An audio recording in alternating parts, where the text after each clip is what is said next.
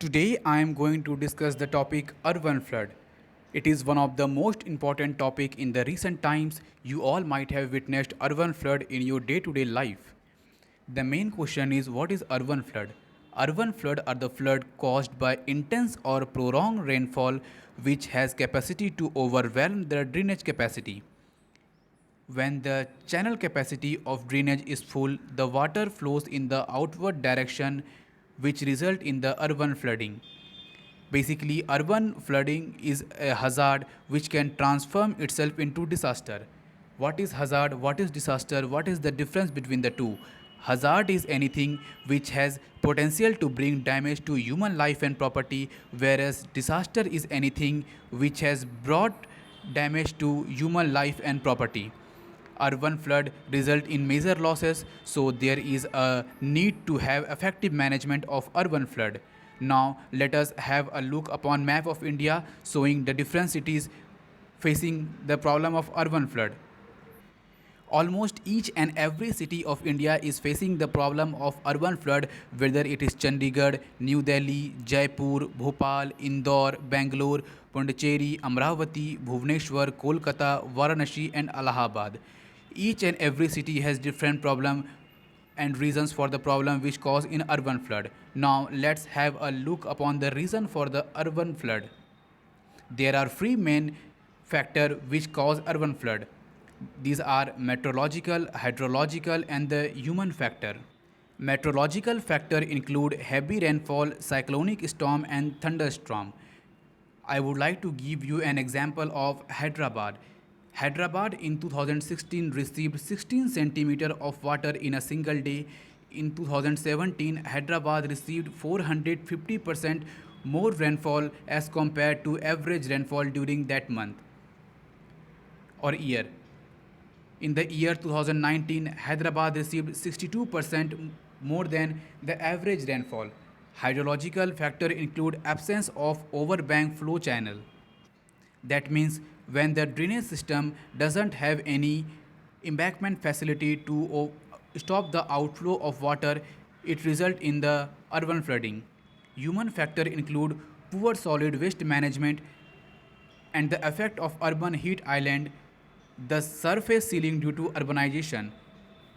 You all might have wondered that what is urban heat island. Let me explain what is urban heat island. In the modern urbanized city, there are big buildings, population centralization, as a result of which the warm air are forced to rise upward direction. When warm air rises in upward direction, it lead to formation of cloud. Here condensation will take place and it will result in the rainfall, in fact more rainfall, which will result in the urban flooding. Now, let's have a look upon some of the other reasons which cause urban flooding. The first is urbanization, second is improper drainage, and third is population growth. In urbanization, there is lack of efficient and effective waste disposal system, as a result of which the drainage system is being choked. Blocked waterway reduce the depth of the canal. Second is improper drainage. In Indian cities and towns, large habitats are coming up in low-lying areas, often encroaching over the drainage channels. Encroachment in the immediate upper catchment of the hilly urban area has also caused serious flooding in the floodplain of the cities around the hill. I would like to give an example of Hyderabad, that the drainage system of Hyderabad was developed in the year 1920. It is old and outdated, and in fact the drainage system of Hyderabad doesn't cover most part of the core city. So the drainage of Hyderabad need to be reformed. The third factor is population growth. We have seen that the urban cities have reached to a point of saturation. That means no more accommodation can be allowed in the urban cities. This has led to shifting of developmental activities away from the urban cities in the low-lying areas along the river bank, and finally this developmental activity chokes the river channel, and which result in the outflow of water, and finally the result is urban flooding. Now let's have a look upon the impact of urban flood. Impact of urban flood are various in dimension and nature. The first is social,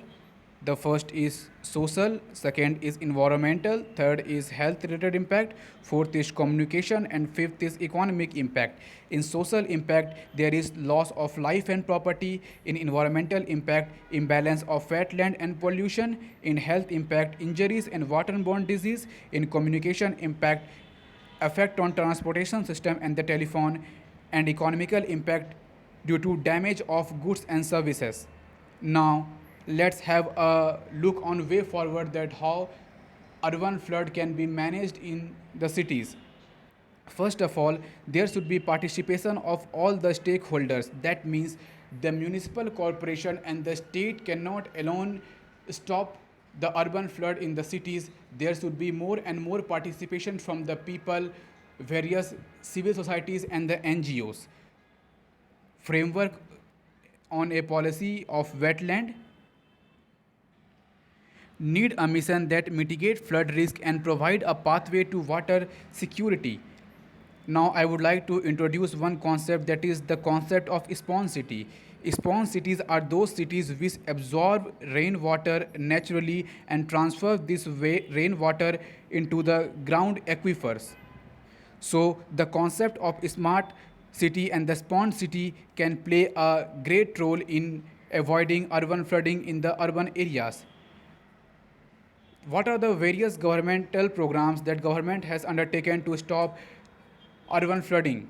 The first is Amrut, Atal Mission for Rejuvenation and Urban Transformation. The second is National Heritage City and Development and Augmentation Yojana. And third is Smart City Mission. These are the few programs or the initiatives undertaken by the government to have a good governance and better life and to stop urban flooding in the cities.